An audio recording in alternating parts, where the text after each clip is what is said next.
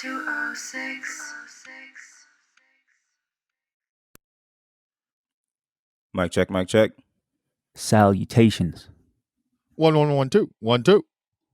Yo, what's up, world? Welcome to another episode of the 206. For today's conversation, we're going to be getting into some X-Files, some X games, some X marks the spot. We're going to be talking about some past relationships and things that we've learned from those past relationships, as talking about relationships is a central theme to me, Tim, and Jason's relationship. So, yeah, we're going to be talking about some things we've learned from old flames. So I'll go ahead and pass the rock over to Tim so he can get the ball rolling on this conversation.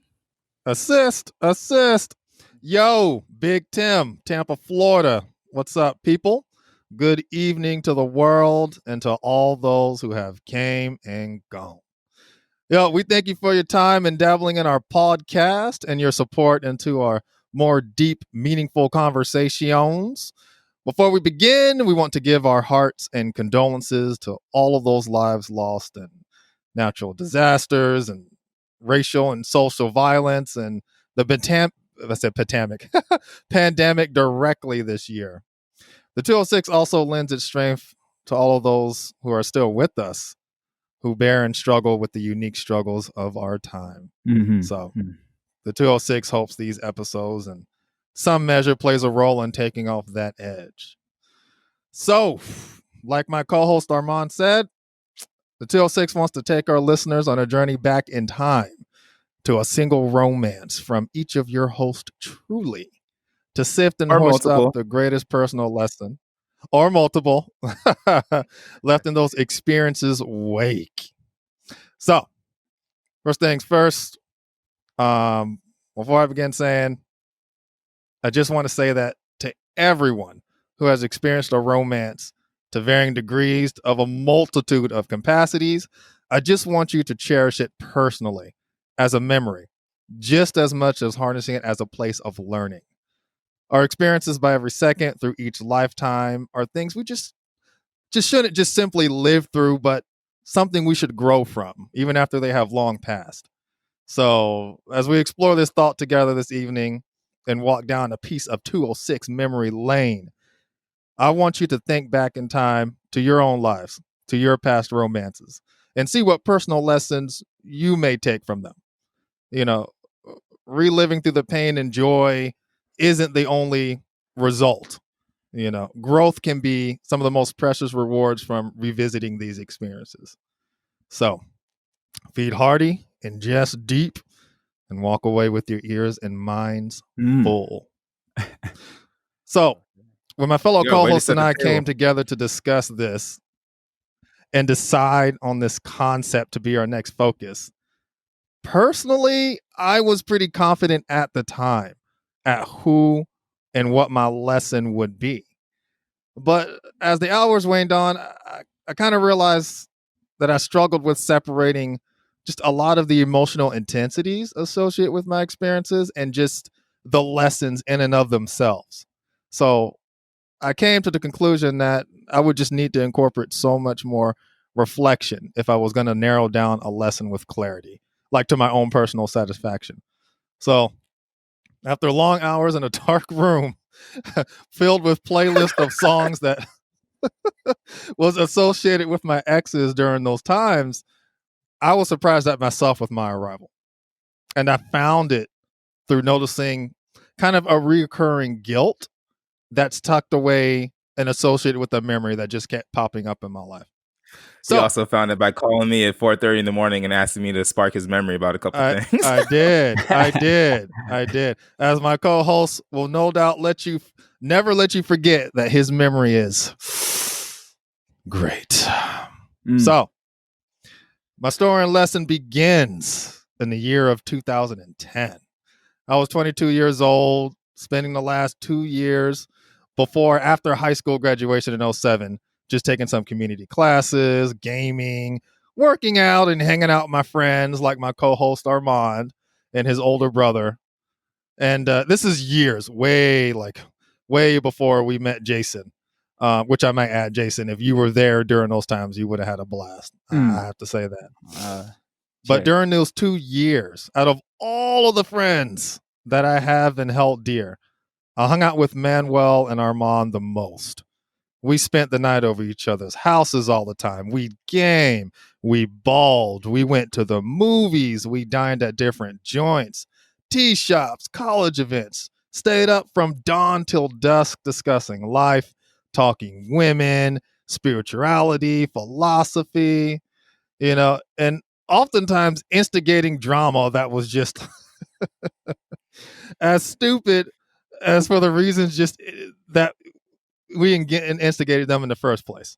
We always argue. There's arguments and gloating that would normally be fleeting that spanned over months and often spilled onto the rest of our friends and family around us. And it was kind of funny. Through all of that, we kind of established a sort of hyena intriguing type reputation among us within our social circles at the time. And the funny, what's funny? And the funny part too with that is that I guess I can only speak for myself, is that I kind of feel we kind of reveled in that image too. It was just funny. It was funny. But anyways, so these fellow hyenas of mine have grown up in a religion that's absolutely, and I mean positively, jam-packed with spiritual activities, spiritual book retreats, conferences, workshops, classes, feast, in-home gatherings called firesides, all associated for the purpose of community building and world unity as it relates to the spiritual teachings of the Baha'i faith. Now, for those who don't know, by the time you're listening to this, we would have already released an episode where we brushed upon the Baha'i faith a little bit, or we will soon. But we'll also leave a link in the description, I believe, for those who may not know what this is. So, in these Baha'i events, I want to say that the level and heaviness of the diversity of human beings, for me, was and still is unlike anything I've ever encountered before. Mm-hmm. Anything. It was like stepping into a supersized bag of Skittles. Wow. With every color and flavor known to humankind. Yeah. There was just always present. And that was something that impacted me. And because these are spiritual events, and that many, not all, were essentially raised Baha'i, what one would normally find in just casual friendships and romances and family, kind of outside of spiritual or positive context, in the way of virtues and meaningfulness and positivity, within these events, within the people I encountered in these events, it was cranked all the way up, like turned all the way up. I don't know if anyone, these listeners watch Dragon Ball Z, but turns up. Turned up but this is like Goku. The analogy I'll draw from is from Dragon Ball Z. For those listeners who don't know Dragon Ball Z, it's an old school anime, hyper masculine, about characters who can fly around and shoot energy from their hands and stuff. It's just really tight. I'm sure if you haven't heard about Dragon Ball Z by now, it's you will at some point. It's still popping off. But I'm going to take an analogy. So Goku, who's basically the good guy in this story, was fighting two other bad guys named Vegeta and Nappa. And in this scene, the main character Goku had just arrived in time to save his friends from them because those bad guys were beating up the rest of the good guys in that show. So in this scene, Goku essentially powers up. He demonstrates his strength in front of these guys. And after he's done, Nappa, one of the bad guys, turns around to Vegeta, who's kind of like his superior, and goes, Vegeta, what does the scouter say about his power level? What does the scouter report say about his power level? And Vegeta, his superior, goes, damn it, it's over 9,000. And then Nappa goes, what? 9,000? That can't be right, can it? And Goku, the main guy, he just all smug like goes, well, that appears to be true. After all, I was trained in the art of Kaioken. Now, if I could just change Goku's character into every single Baha'i I've ever met, it instead would have gone like, well, of course, after all, I was raised a Baha'i. and it's just, that's like just a testament for me to how strong and how virtuous a lot of the personal characteristics I came by in these Baha'i events. It was very, very empowering for me and very enriching. So, with all that being said, because of all the spirituality and positivity and the friends and people I was meeting in these events, it only made sense that the women of the faith I would fall in love with or be infatuated with in these experiences would play a role into my romantic experiences simply being just, and I mean way over the moon, just out of space. And sure enough, they were nothing short of that. I mean, before the flame I'm going to talk about and the lesson I'm going to talk about from that ex flame of mine of 2010, where I'm going to get my great lesson from, I had experienced 2 romances from these events that were just as invigorating and exciting as they were painful and regretful, which they probably can be stories for another time for sure.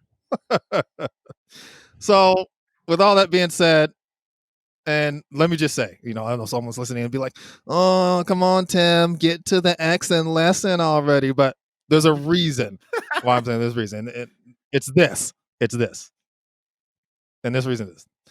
So, without the constant anticipation of the excitement that the dynamic with my friendship with Armand and Manuel has brought, and without the virtuous characteristic attributes that I was constantly running into of the people of the faith, there would have been zero motivation for me. And I mean zero reasoning, zero driving force that would have guided my path towards being in a situation and meeting my ex in the first place.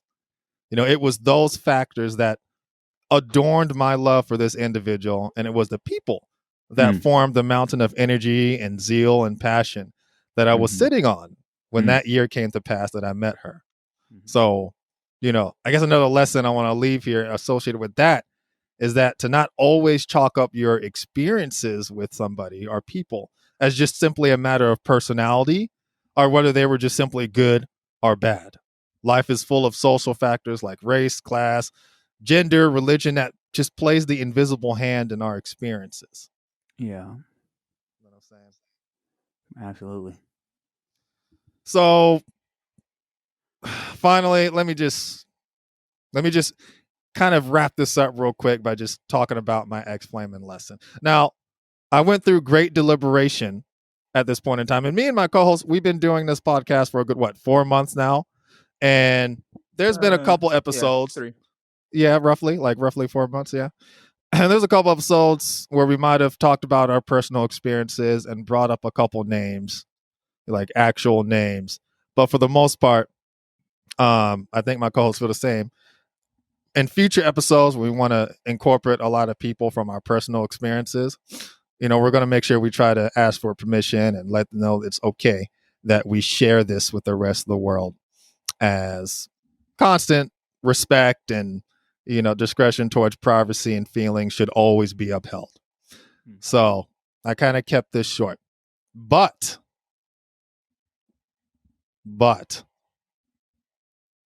well, let me just go into it this way. So 2010 is when I met this girl. It was at one of these Baha'i conferences that I met her. And from there, I entered into like a long distance relationship that lasted roughly about a year or 2, I think. And before the end of that conference where I had met her, there was an incident that occurred where I had annoyed and instigated a fight out of a fixation on seeing her before that event ended to confess my feelings.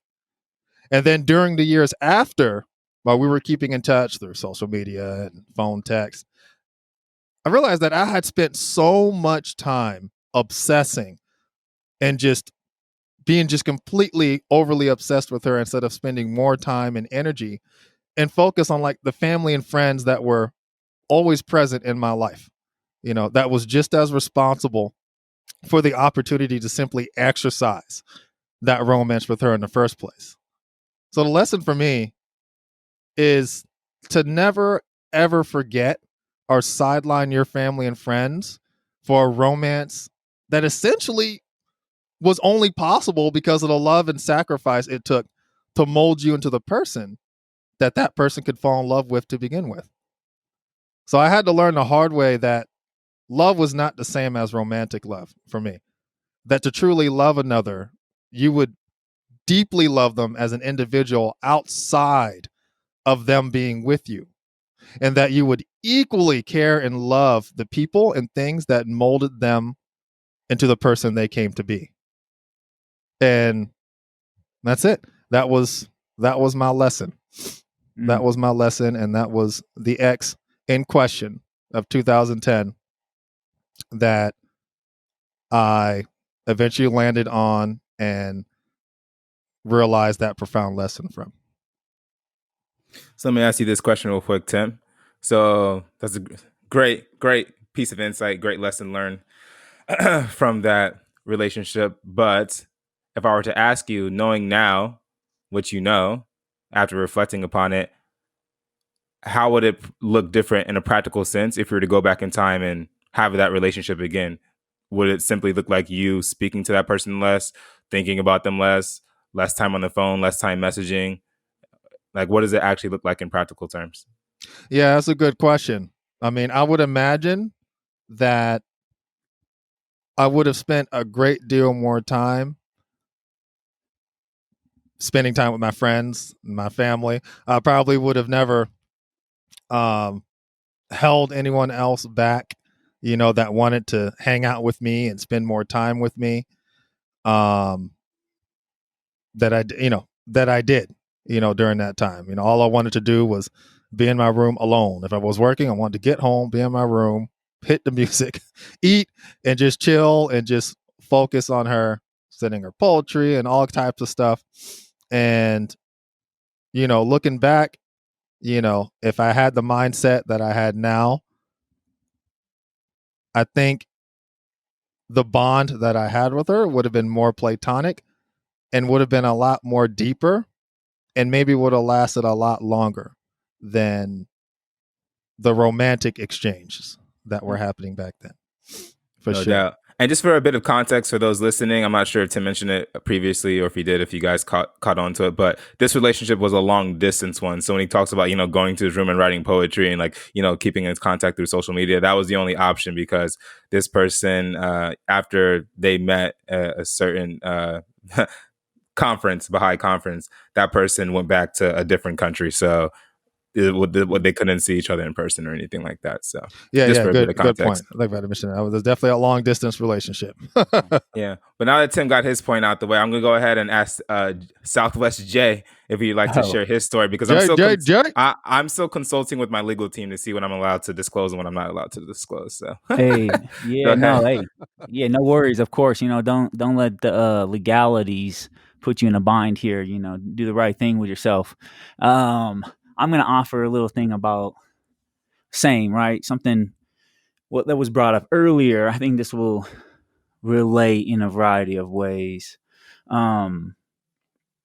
Tim often, as usual, shares prayers and well wishes and condolences in the beginning of almost every podcast and perhaps every podcast. And also, we're in the fall season, and where I stay in Southwest in New Mexico, the snow has certain teachings with it, and we're anticipating a snow here in the coming hours. So the snow oftentimes has reflections about loved ones who've passed, ancestors and people who are no longer in the physical way on the blue corn pollen path, so to speak.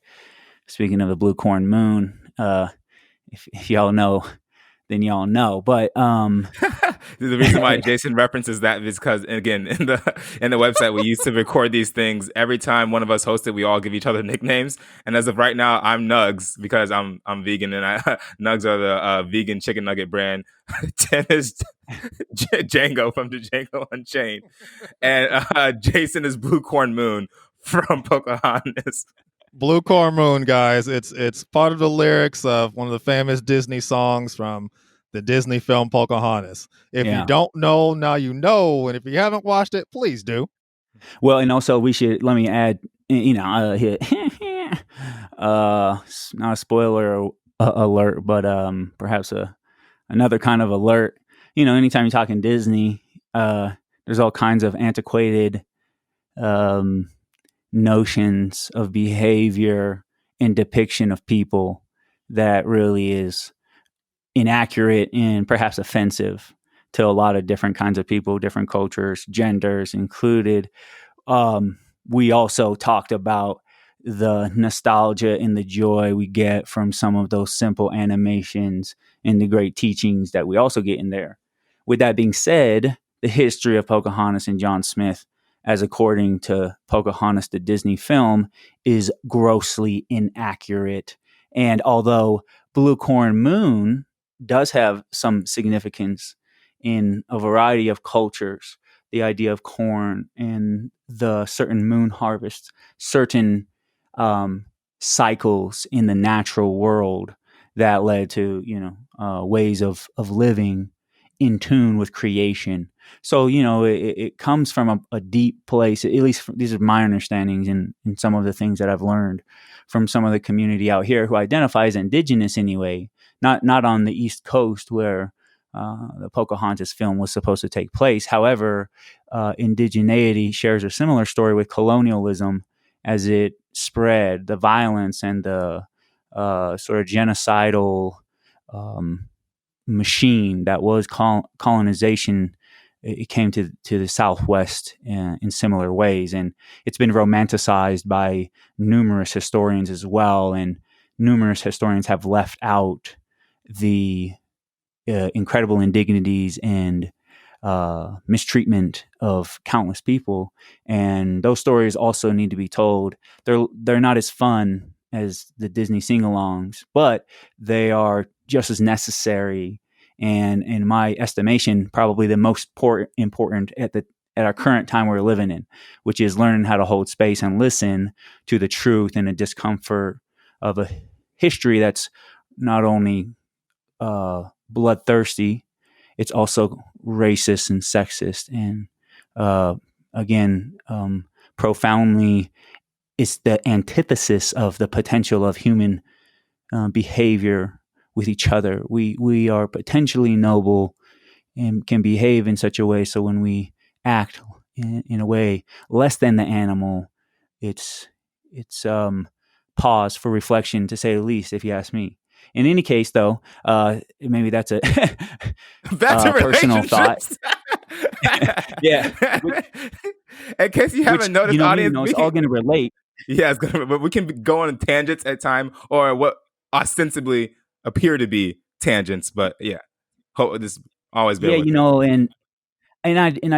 I speak about it, and it could be annoying, and forgive me, ignore it if you just don't like the way I say things or how I sound or something. However, the concepts that I'm trying to express are actually concepts that are being ignored, systematically oppressed for numerous generations, and it makes people uncomfortable to talk about it. So I understand that we might not want to begin to think that our healing process as human beings entails the stories of the suffering.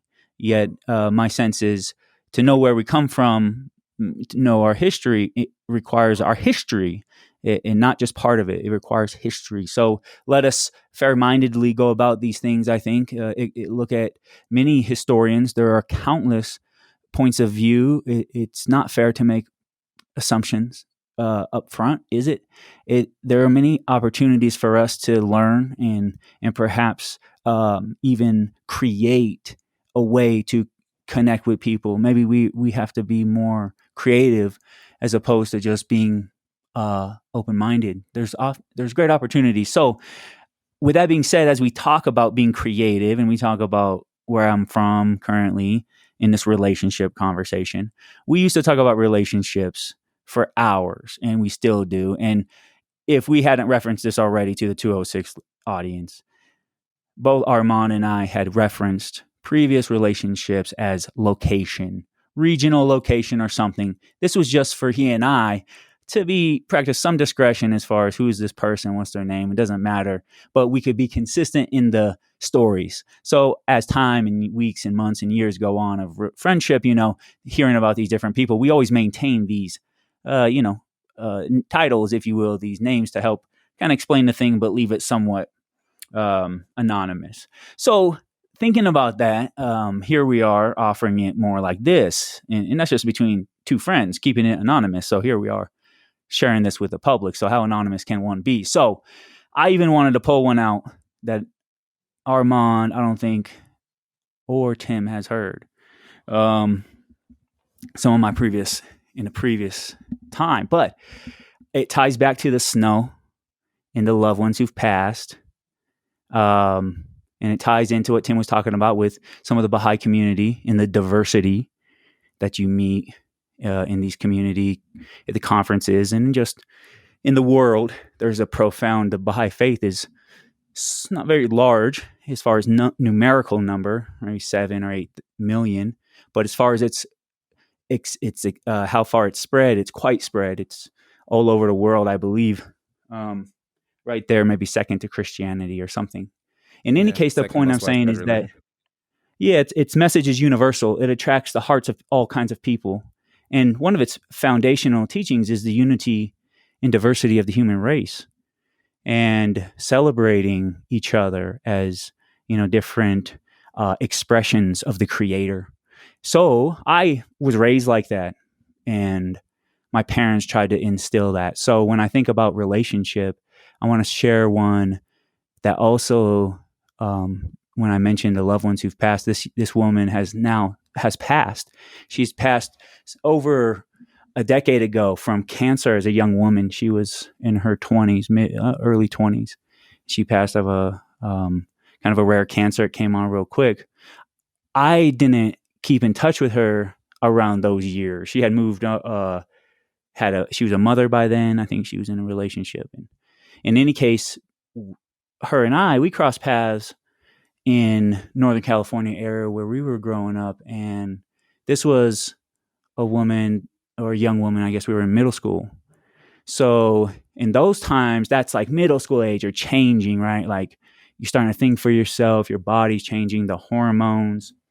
I was in elementary school where, it's a smaller school, and by 4th, 5th grade, you're kind of the top older kids, and you kind of know it by then. And you move into middle school, and it's new, and maybe you're the youngest at first, and all kinds of other things are happening, right? So I say all that to say, this was my first, say, girlfriend during those years, and she was also part of the Baha'i community, and she was also African American. So it was the first time I would say I dated someone where physical sexuality kind of started to emerge, right? My first girlfriend might have been 5th grade, I think. And I mean, it was a girlfriend, right? Like for, I don't know. I had her phone number, and we called each other. That's the only requirement for having someone be your girlfriend. That is. Do you have the phone number? That's your girl. That's right. Shout out to my 5th grade girlfriend, Tiffany Tribble. That's it. Yay. Shout outs, right? To the young ones and their beginnings of learning about these things. And, for me and this girl also, she was in the neighborhood, but I also had the number. But in the neighborhood, that's kind of, who you date, right? You're in your neighborhood, in your school. If you're in elementary school, it's probably more your neighborhood wherever you're going to be able to really spend time with people, because otherwise you got to be dropped off, like to go anywhere up until you get your own car. Like a parent or someone has to, shuttle you around to do stuff, or you have to have some freedom somehow to know the public transit, or maybe you walking around a lot and you find ways to, do whatever. But for me, I just bring that up to say, even those 5th grade relationships is fun as they are, and a lot of learning, it's still very, there wasn't even much by way of, attraction was a very new concept. So then in middle school, it becomes, say, just more evolved or deeper when you start talking about physicality, sexuality. So with her, I'll say, like, what did I learn? A few key things, right, from this person. so as we hung out, as whatever, 7th or 8th grade, I can't remember exactly. I think it's 8th grade.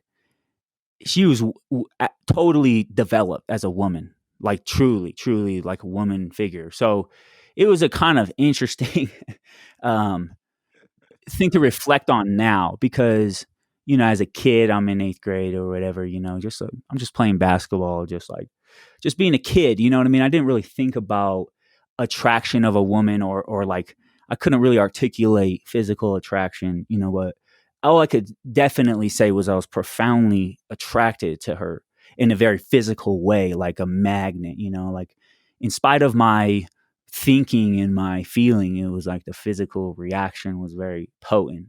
Um, and then also, aside from some of those things, like kind of like the emergings of that energy, which is like really intense, as a young person, if y'all can try to put yourself in the shoes of like puberty, it's such a curious place to be, with the body changes. And then also like even around physicality and sexuality with a partner, it's like, are you going to start to explore that for the first time and you're going through these things at the same time? And it's like really kind of like a lot of new stuff popping up. So I was actually really scared to do any kind of physical things, man. I was like genuinely terrified. So I try to avoid it as much as possible. But, it, it wasn't like it was totally avoidable. So, you got to do appreciate the experiences as they unfold maybe a different way too, because as much as I had some kind of reservation about a lot of the things, being young, just kind of not knowing, being uncertain about most of stuff in life, um, still, man, those few moments where you get an opportunity to kind of find that attraction with someone, maybe spend some moments, experiment, dang, it's really kind of powerful sharing you're going at with somebody in those moments, even just holding hands with somebody or whatever. I remember we would walk uh, home from the school, and she would usually go to like her friend's house who lived near my parents' house, and whatever. So we would go walk and just kind of, be middle school kids and stuff. You see how the middle school kids be. Maybe some middle school kids are listening. You're having fun with it. You think you're trying to be kind of grown up a little bit, but you're also a kid about it. All that stuff's happening at the same time. So it was good, man. And it was the first time though, like friends of mine wanted, like they thought she was really attractive too. So friends of mine were kind of like, so what, I started feeling like pressure from my friends too. And I had never really, really put it in perspective that like my behavior or my relationship with this person in middle school, just we're young kids. It was so influenced by our friends and our friends trying to like talk us in to do stuff or, like, I don't know, they're doing the whatever the kids are doing at school. Some kids even were like going beyond just like, beginning phases of physical and sexual exploration, but we're actually having sex. And even I remember kids getting pregnant, in 8th, 7th, 8th grade. So it happens, it's not like, these things aren't happening, but for sure, what I would say wasn't happening, and probably still isn't too much, is like the kind of talking about it, like parents talking with young people about it. No one was talking to me about it. I don't remember. I don't know. Maybe my parents would say they did, or someone would say, no, we had those conversations, but I don't feel like they were really present. So, we had to navigate that. So I held, that as a sacred kind of rite of passage in a way to start exploring, physicality. And then also with being, since she's black, I looked at that as like, that was like the first time when Baha'u'llah, in our faith, talking about, uh, that we're talking about complementary parts, people are to each other, and even black and white. That is referenced like the pupil of the eye, the black pupil of the eye takes in the vision, and then the white, the sclera of the eye, it surrounds the vision, supports it. So like those are kind of physical, scientific, kind of analogous thoughts on even relationship to me. So we were kind of in the beginning phases. What does that mean? What am I saying? I'm kind of maybe going off on this esoteric tangent, but what I'm trying to say is like there's in my opinion a blessing and a mystery to why things have developed in creation the way they have, and why do we have folks that look different and have different color hues of hair or skin or eyes and shapes, and You know what I mean? Like, it's really wonderful if you ask me. And I don't know. I think because maybe I was raised to kind of celebrate that and see that. I dated all kinds of women from all walks of life, all the things, because it's so wonderful, man. There's so many great people in the world. They bring so many unique um, perspectives and experiences, and at the same time, you can find a lot of similarities of the things you find enjoyable. And so with this young woman, one thing she kind of showed me, and it took a long time for me to find it enjoyable or begin to trust myself or have confidence in it, was dancing. Because she was, I don't know how it was for you guys growing up on the East Coast, but in the communities, West Coast, usually when African American community getting together, you're turning up, you're dancing, you're having a good time. So I would always go over to her place with her family, and they would always be having big gatherings. We would just dance and barbecue, video game, all kinds of stuff. So they would get dance circles going. And dude, I mean, oh my god, it's Jason like was the only vanilla there, professional, and they're like, "Go white boy, go white boy, go dude, white boy, go go." bro. You're speaking exactly what happened, and it was like so scary, honestly. Like the first time getting in the middle of a dance circle is really terrifying. Let alone like it's like they know it's my girlfriend's, family. You know what I mean? They're also giving me, a little bit of the, they're playing with me because of that too. So I had a lot of what's the word, like, I don't know, in nervousness, embarrassment. And I was like, I don't know, 12, 13 years old. You know what I mean? It's like all that at once. But, they are obviously, it was all about support. So I had to get up and do the thing and move around. I felt, again, like my feet were made of cement. Like I couldn't even move, dude. But it was all love, man. It was all love. Everyone's showing me like, yeah, yeah, like, giving me a lot of respect. Just like, again, it was like roaring ovation just when I stood up. I didn't even have to do anything. That's all we Oh my expect god, from he's you. actually gonna stand up. That's all we expect from you, Vanilla Ice.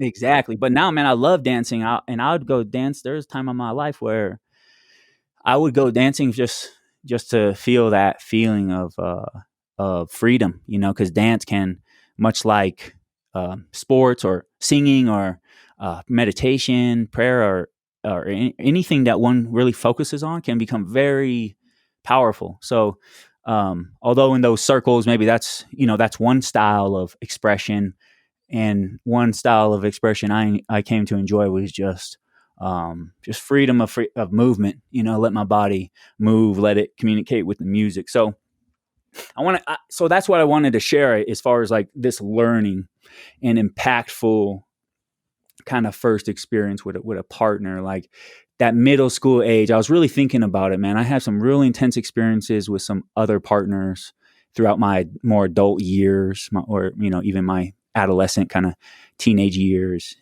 But stuff that's maybe it's profound in another way, and it deserves its own kind of space to talk about some of that stuff. But this was a good day with the snow coming, with the fall.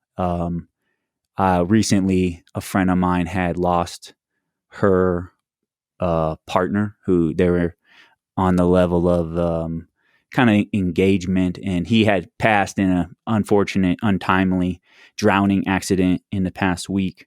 So we had a memorial for him online, and some of the stories that were shared are just so beautiful to hear about this young man and who he was, from his family and friends who spent so much time with him. So, right now this is many people are losing loved ones all the time. So, celebrating the loved ones, calling them to mind, honoring them, giving a chance to share a few words about maybe how they impacted your life. To me, it seemed like the appropriate time today to say that. So, so that woman, who she is, where her soul's at, may it continue and to grow. And she'll forever be in my heart as one of my sort of biggest teachers in the world. How I walk, because she was very instrumental in a very powerful time of my life. She showed me love and, genuine kid kind of like care and learning. And it was very sweet. It was very nice. No, it was never challenging. We never had any real, things for us to have a problem with. It just kind of like we lived in different places. She ended up moving away or something like that. You just get out of touch, just like kid stuff. So anyway, once again, yeah, all love and respect to all the former flames, if you will, and wherever they're at in the world or out of the world. May they be in a state of progress and in a good way, if you will. So just for Yeah, a that's bit it. of just for a bit of clarification. So what was the biggest learning or biggest takeaway from that relationship? Well, I mean, the biggest learning was like was coming of age. This was a person who I opened my eyes to culture, like in particular the Black experience in America. I believe that was really some of my most first intimate, and I have other experiences, but this was like like my girlfriend, and in a way of like all that energy plus the the coming together of community. So like that was part of it. It just had to do with the dancing, that aspect of letting yourself get out of your comfort zone and see what could happen. I mean, if I never had the courage to do some of those kinds of things, maybe I don't have the courage to do it down the road, or maybe I do. Maybe it need not be too, I need not get too mental about it, if you will. But so yeah, I was talking about learning about physical attraction, learning about intercultural relation and community, learning about courage and overcoming, fears, and also in her passing, now I can say learning how to appreciate and call to mind, people who had meaningful impact in your life. So No It doubt. kind of feels like you've really got a unique perspective on life in general and life's energies, through your dancing experiences associated with this flame, as well as her beauty. I think you described it as, multi-level, multi-component, and you know, it blended in such a way where you could appreciate it, maybe imbued a sense of, just appreciation about some of the energies that beauty can provide, on many levels. And I did remember you mentioned your fellow student body or some of the fellow classmates around you, mm, you know, and noticing their influence on you as it relates to this girl. So, yeah, peer groups, when it's talked about, peer group influence, peer pressure, and stuff like that. That's, very real, very evident. And those people or fellow students around us, you know, not often thought about in regards to, where it led us in life. But mm-hmm. who knows what your experiences could have been with her, without those students acknowledging and verbalizing to you, you and her's relationship, our presence. True. That was nice. Yeah, man. Honestly, like her best friend, was probably the third person in the relationship. Honestly, like 'cause she seemingly was the one communicating between us somehow. Exactly. That's how it works in middle school. You don't talk Yeah, directly to your girlfriend or boyfriend. You have an intermediary who's one of your best friends who communicates for you guys. yeah, exactly, exactly. One other note about middle school. So it's so funny, bro, because look, I mean, we all know what the deal is. These middle school and even early high school relationships, like the seriousness they inherently lack just due to the nature of how young you are and like some practical aspects, like talking about, oh, I have a girlfriend, I have a boyfriend. Like, where are you going, Jack? With what car? You don't have a license, and with what money are you going to like go and do things Right, with them? Like, come on, exactly. right?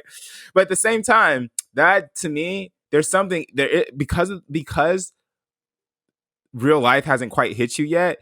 There is something innocent, genuine, sincere, and pure about the nature of the relationships at such an early age. And Hmm. it's not to say that you can't actually meet your wife that way or your husband that way, because I remember sixth grade, I had a friend, Josh Tanner. He's like, one of the people I hung out with all the time in sixth grade. And I remember in seventh grade, he's married to this girl now. Like, I remember just seeing it the other day on Facebook. Like, oh yeah, he married that girl. Her name was Jessica.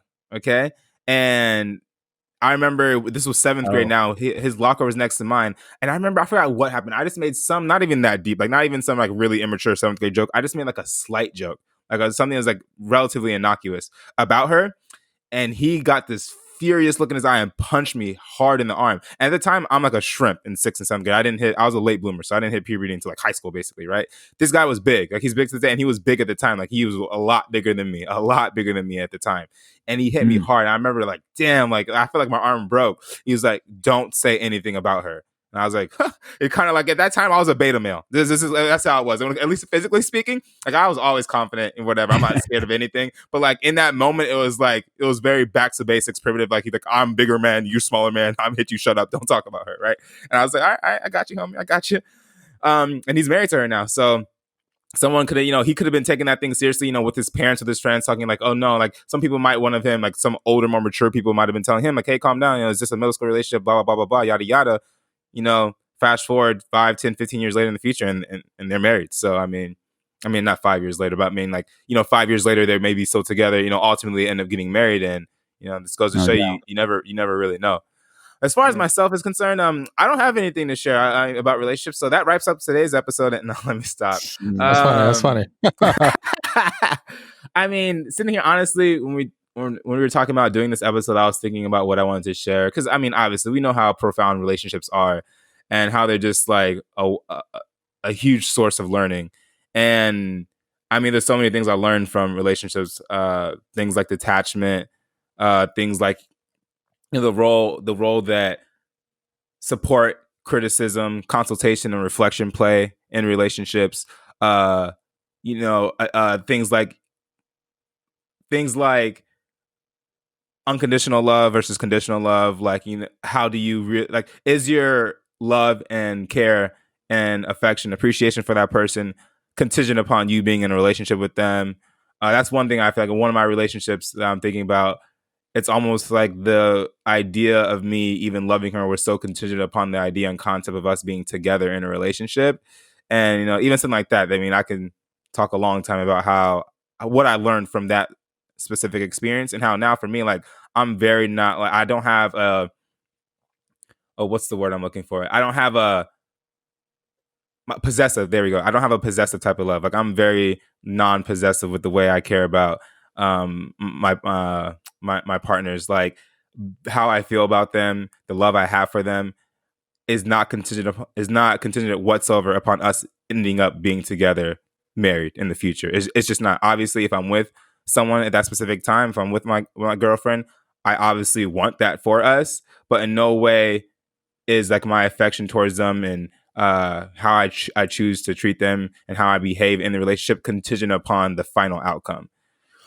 But I guess if I was to narrow it down in the moment and think about one thing specifically, I would say that, and again, I can go into long distance relationships too, because I mean, I'm not even going to go into that because that's a whole separate episode. The nature of long distance relationships, the pros, the cons, et cetera, et cetera. I guess I'll just talk about maybe the detachment and how I first came to learn what detachment meant.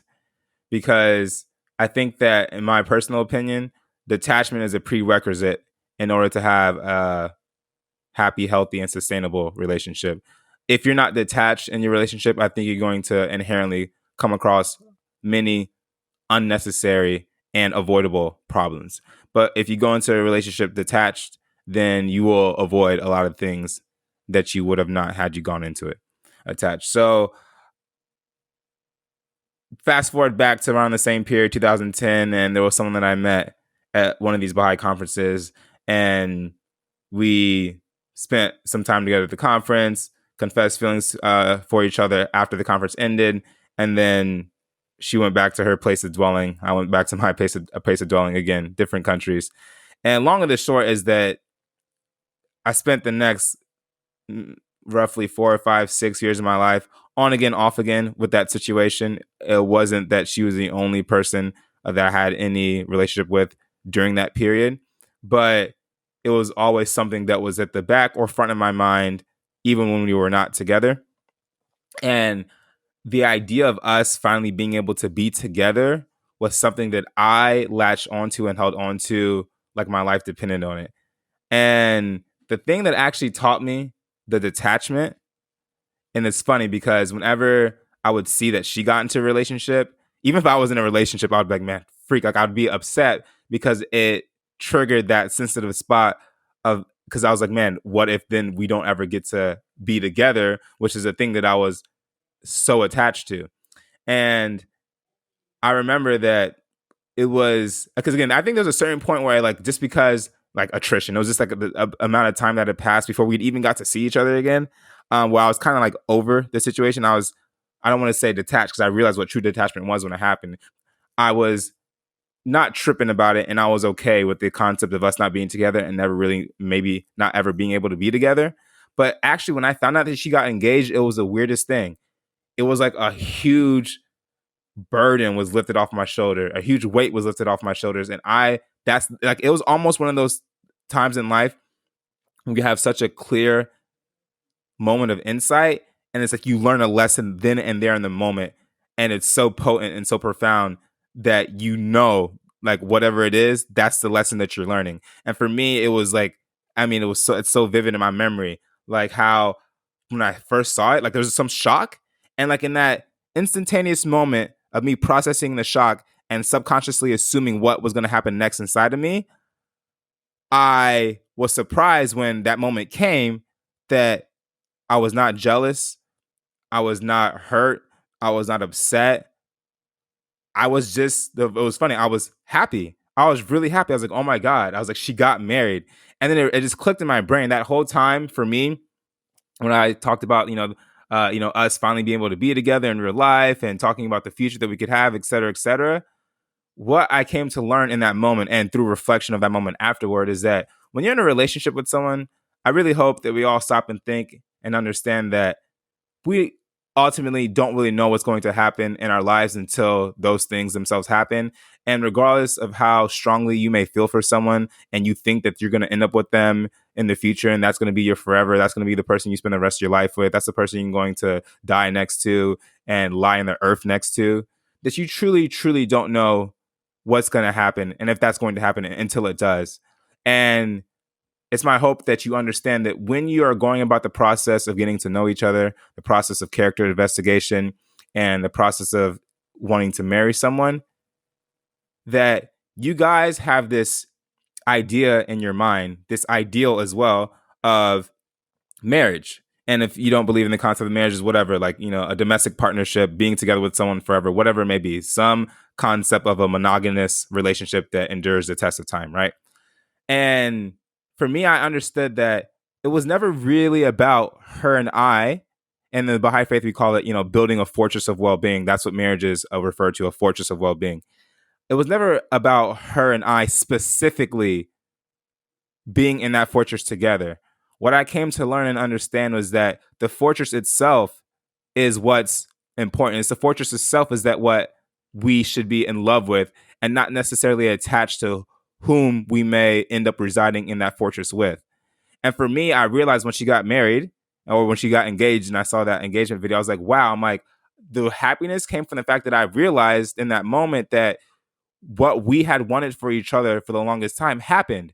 It just happened in the way that I originally back in time wouldn't understand. It happened because that fortress, that, having someone that eternally has your back, having the lifelong companion, having the lifelong relationship partner, having a potential spouse, having a potential mother of your children. In her case, would have been father, but basically, the other person that has to raise your children with you. That all the things that we had wanted, she was getting, and in that it was funny because how if you would have asked me in the times that I was not detached and I was attached to the situation, if you said like, oh, Armand, if this girl goes ahead and gets married to someone else, how would you feel? I would feel jealous. I would be envious. I would be upset. But once it actually happened, I was none of those things. I was simply like just so incredibly happy for her because she made it. We were on a journey together. There was a finish line that we both wanted, and she got it. and it's irrelevant that she got it with someone else. It doesn't matter that it wasn't with me. What wasn't with me, because that obviously and clearly wasn't meant to be, and that God and the universe has their own plans for us that live outside our limited perspective. And she was able to get it. So why would I feel anything other than immense happiness for her? That's the only thing I could feel in that moment. So for me, that was my ultimate lesson on detachment, because it then taught me, it was like almost like this feeling that was instilled with me. Whenever I went into any relationship, I was automatically so less concerned with, the idea of me and that person ultimately ending up together. So much less concerned with that as I was about honoring the integrity of the process of character investigation and relationship building, and making sure that I was abiding by the principles that I valued in that context, and that our relationship was manifesting the virtues that I believe should be present in a relationship, and that has always that's always been my focus afterwards. Is the relationship functioning, as an entity of me and this other person, as an entity outside of just us as individuals? Is it functioning in a way that I want and I believe that relationships should function in order for you to have a sustainable and happy marriage? And so in this, and I know that I've been detached because I've been tested in certain ways that have let me know, like, yeah, my head is in the right place. I have the right disposition about this, because I'm not obsessed and attached with the idea of me and this person having to end up together.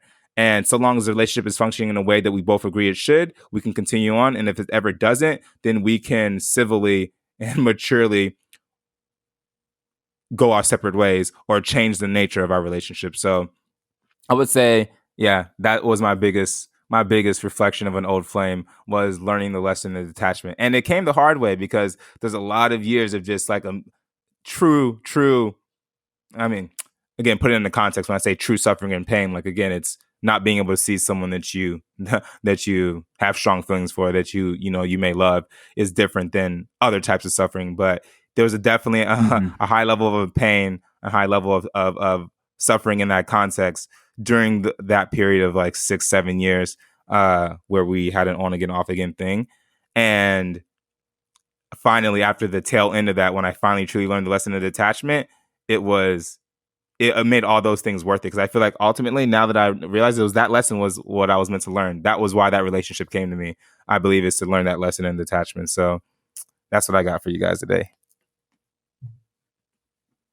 Nice. Beautiful. Very nice. Very nice. So I know, funny enough, I said in the beginning of the episode, before we hit record, we said we maybe want to keep this episode to underneath an hour, and by some miracle and grace of God, it's under an hour. So I Hey. don't know if we have any final thoughts on the matter before we wrap things up. I was just thinking about, it's profound for me at least, to think about all the experiences, I guess, in a romantic context that we all go through, and how the takeaways, the lessons that we could draw from them, isn't consciously and intently directly from our partner in question. It's not like during the experience they purposefully, you know, acted or behaved or said things in a certain way to, intentionally leave you with some lasting, you know, lesson or impression. Most of the lessons we get are, indirectly, as just a result, a fruit that fell from that tree of experience. And there's been times where I'm like, oh, thank you, you know, just tell them thank you directly for this or that, this or that. But, you know, they were just as in it as I was. And a lot of times in these experiences, emotions and, what's going on, and mentally everything's going so fast. And it's just crazy how much, you know, in hindsight, when you look back, you could draw from all of those experiences surrounding one person without, you know, intentionally seeing any part of that experience while you're in it as some type of teaching, something you could grow from. So, I'm just grateful that it does happen in that way, and that at least at some point afterwards, in the very least, we can experience growth and take it with us to better our experiences and better our behaviors towards future prospects. It's very fascinating, very interesting. Yeah, appreciate the thoughts and For sure. sharings around the way too. And one final thought I'll just share is, how do we, like you said, Tim, and like we've been sharing in the reflection of life, how do we see what we learn? So yeah, let's continue to do that. Let's continue to learn. For me, relationships, I hold each of them as sacred, all of them, from the long kind of time invested and many years and months invested to the shorter ones that encompassed maybe just more the days, or even just the fleeting crushes that as children they might have, or see someone at the skating rink one day, never see him again, those kind of people, right? All those stories in our minds, there's so many ways we can express those stories. So if you have a story in your mind about a former flame and it's negative and it makes you feel bad, maybe I wonder what would happen if we try to think about it from a perspective of what we learned. And maybe we still feel bad. That's maybe part of the learning. In any case, though, my sense is there's something special that each person we grow with, there's something special for us to learn from them. So, just want to say thanks to everyone who ever listened in, and also to people making effort for relationship, and stay the course. All the best to everyone. Blessings. No doubt. For myself, I don't have much to add to what I've already said. I'll just say that relationships, they're great, great teachers. And I would say whether you're thinking about them retroactively, or you're currently in one, or you're thinking about them in the context of the future, I think it's immensely beneficiary to each individual if they approach their relationships with a humble posture of learning, and always thinking about them in the context of what can they teach us, what have they taught us, and what we can learn. So that's all we have for you guys today. If you're listening on YouTube, please like, comment, subscribe, and share this with your friends. If you're listening on Spotify, then stop and go and listen on YouTube. No, I'm just kidding. Keep doing your thing. That's it for us today, and we'll catch you guys on the flip side. Peace. Deuces.